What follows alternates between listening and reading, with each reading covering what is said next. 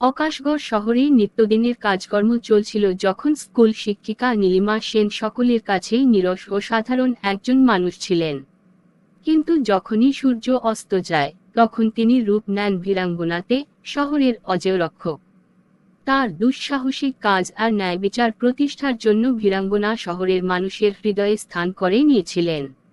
অন্যদিকে নীলা রায় হলেন একজন স্নাতক ছাত্রী, যিনি পড়াশোনার পাশাপাশি শহরের অন্ধকার কোণগুলোতে আলোকবর্তিকা হিসেবে কাজ করেন।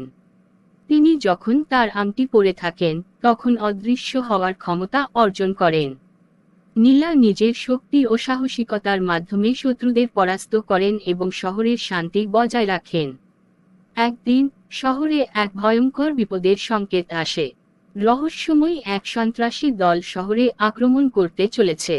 তাদের নেতা রাজহার একটি ভয়ঙ্কর পরিকল্পনা করেছে শহর ধ্বংস করার জন্য। এই খবর পেয়ে বীরাঙ্গনা ও নীলা একসাথে তাদের শক্তি একত্রিত করেন। বীরাঙ্গনা ও নীলা একত্রে মিলে রাজহার এবং তার সন্ত্রাসী দলের বিরুদ্ধে লড়াই করেন।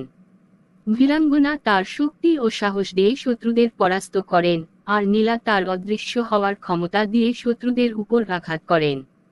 তাদের সম্মিলিত প্রচেষ্টায় রাজহার ও তার দল পরাজিত হয়। শহর আবার শান্তি ফিরে পায় এবং মানুষ বীরাঙ্গনা ও নীলাকে কৃতজ্ঞতা জানায়। এই দুই সুপার হিরোইন তাদের জীবন উৎসর্গ করেছেন শহরের মানুষের জন্য।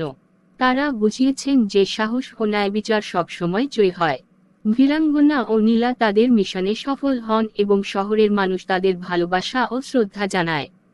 এই দুই সাহসী নারী প্রমাণ করেছেন যে একতা এবং সঠিক পথে চললে কোনো বিপদে তাদের পরাজিত করতে পারে না। এভাবেই তারা শহরের রক্ষক হিসেবে মানুষের হৃদয়ে বেঁচে থাকেন।